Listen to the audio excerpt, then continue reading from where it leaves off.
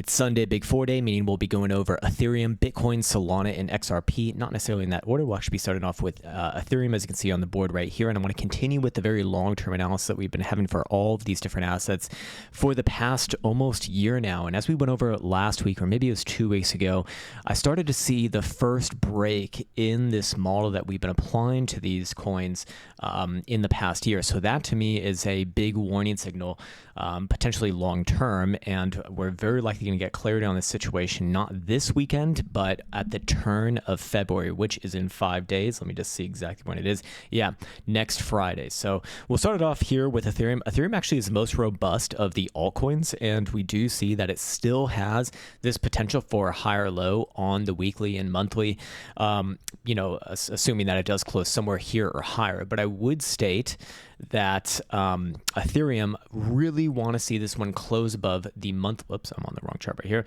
Would really want to see this one close above the monthly momentum pivot in order for me to continue to look at this one as likely to not just move up to the upside, but make new highs for the cycle, which it has not thus far.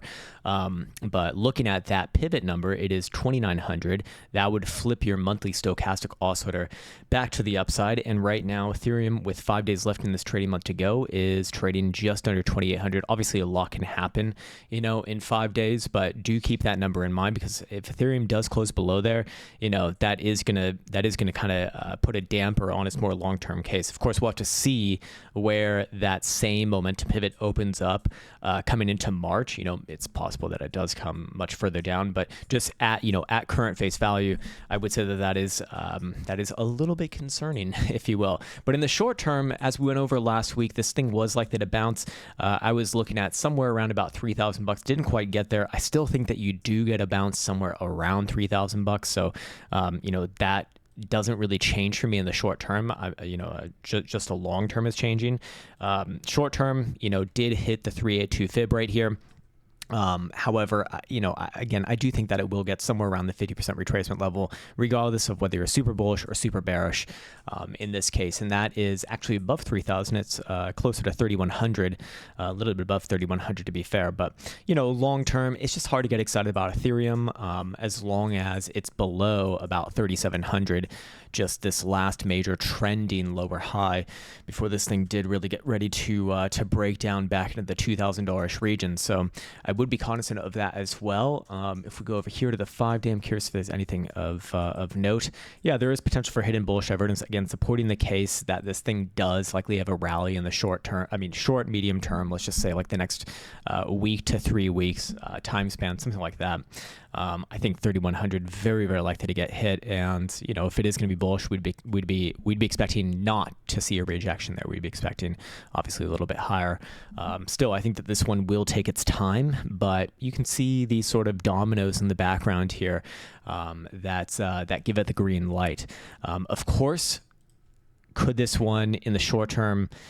Well, I was going to say, could it come back down around the lows of February 9th, the 2550-ish region? Actually, I would say if you come back down around there, it's going to start to look quite unstable. But for right now, again, I don't think that, even if you're super, super bearish on this thing, I don't think it's ready to break down. If you're super bullish, obviously you're looking for a bounce. If you're super bearish, I think you should also be looking for a bounce. And realistically, Ethereum still holds a decent structure, I guess, long-term here. What do I mean by that? Well, one, we have equal highs since March of 2024. And then there are, on a closing basis, higher lows here. Yes, on a wick basis, not so much.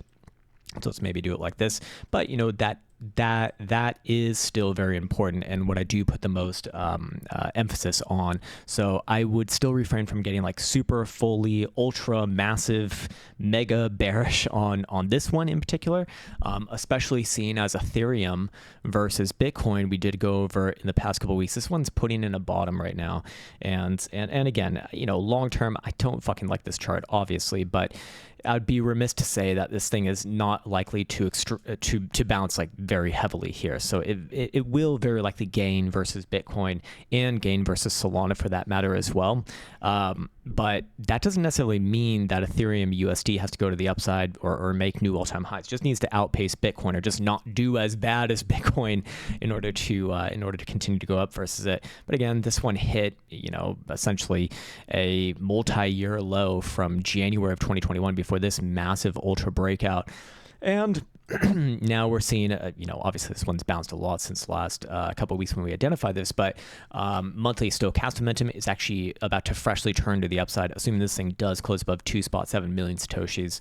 Going over here to the weekly, same thing. This one all's turning up. I really like this one for a big bounce. I think you're going to get relatively short-term bounce to like 3.5 million Satoshis. I do think that it will trade higher than that over time, maybe even all the way to 4.5.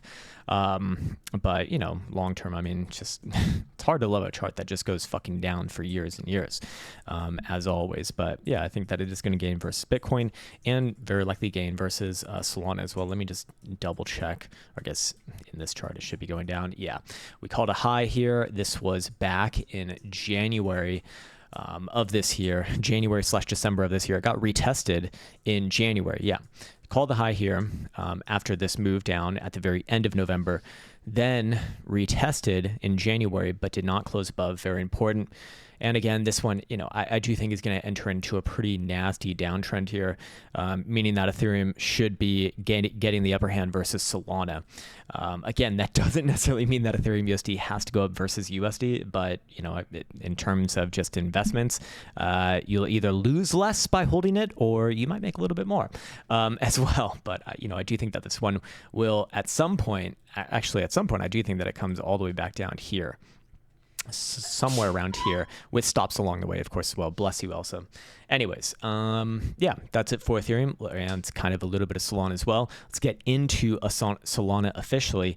Again, this one with 5 days left to go in this month, I like, it's getting very difficult to make excuses for Solana here. In fact, last week I was looking for a bounce on it, and this thing did not,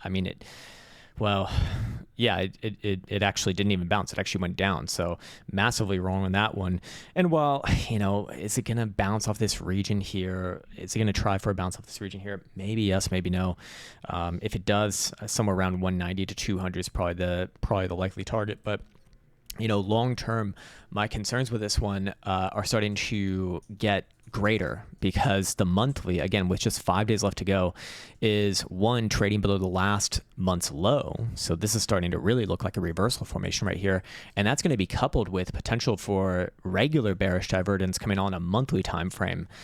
So for me, that's a big one, actually. At very, very minimum, I'd be looking somewhere around 140 to 135. And if things get really crazy, actually closer to maybe even a little bit sub 100, but somewhere around 90 to 100 if that were to play out. Again, there's 5 days left to go in this month. There's potential for a massive, girthy, heroic reclaim, but what would be the number to reclaim in order for this thing to be quote unquote good? Well, the monthly, the monthly momentum is going to continue down as long as you're below 227. So there's that, I guess. So yeah, it's hard to be bullish when that is going down. But when I go over here to the monthly RSI, I guess you could have a small amount of hopium, although I don't feel like this is probably warranted in this case. But if it could close above 170, so it's not too far away from there right now, I guess that kind of keeps short-term hopium alive. Let's actually move that up to 190. Because that's just not reasonable to begin with. Yeah, 190 is what keeps the short-term hopium alive. Like I said, definitely going to be wrong about this one bouncing. I do think, because last week I was looking at it like that it bounced probably towards like 220 to 230-ish region. This week, if it does want to bounce, I guess somewhere around 200 or 190 is fine. But it's the focus here is on the monthly, because that's going to dictate the long term, and it's coming in very, very soon. And even if there is a bounce, that would be a selling opportunity, a distributive opportunity, as we like to say. Anyways, moving on to XRP. XRP also, I guess, a little bit closer to Ethereum. At least this one's actually made new highs, but Where did I want to start this one? Yeah. Short term, I do think that this one tests a little bit of downside, somewhere around about 230-ish region. Last week, we were looking for a bounce on this one as well. We did get a little bit of a bounce here. Not anything super, or sorry, no. Last week, we were looking for this one to retest around the Tuesday, 18th of February low. We actually have not retested it just yet, but I do think that that is coming very soon. To be honest, I do think that it'll actually trade a little bit lower than that. So I'd actually adjust the short-term downside target to about 230-ish region. This really is going to start to look like one massive head and shoulders here, I guess. I mean, it's not perfect, sure, but you know, if we start to see bearish divergence on the weekly time frame, which we do, I mean, that does become a lot more concerning as well. So while I do think that it tests some short-term downside, hopefully there's a bounce off of 230. I do think that there will be a bounce off of 230, just personal opinion. But bounce in March absolutely must bring it above your February, your February 15th high right here, which is about 283. On that bounce, I was looking closer to like 290 to $3. So wrong on the strength of that one as well. This one a little bit weaker than I guess what I considered. But here's the thing: when I go to the monthly, like yes, it did hit a pretty crazy level right here at around an 85 RSI almost.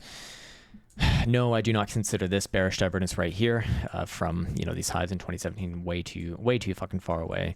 But I would look at this as as a bad signal long term. If this one especially comes back down below its February lows at any point from now on, or especially if you start to see closures below like $2, even on daily or weekly.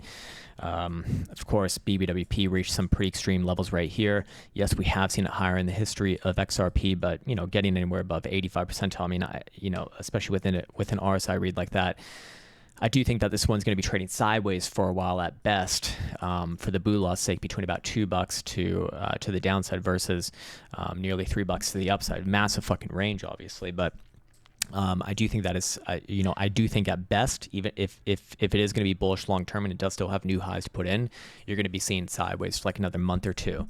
I do think that this one's going to take a long time. Anyways, we'll end here with Bitcoin. We'll go to the chart that gets the most fucking the most chatter about. If you recall in yesterday's video, we went over the hash ribbons indicator, and it was actually showing an unpredictable signal for the projected buy signal right here. This has actually come back, as I did say was likely yesterday, to give an actual output, and it is now projecting at about 0.7 days. So again, this can adjust depending upon Bitcoin's price action. For example, this was 0.6 a few hours ago when Bitcoin was trading around $96,000. But regardless of whether it happens today or tomorrow, I do think that you're going to see this signal before, probably before the end of this next week.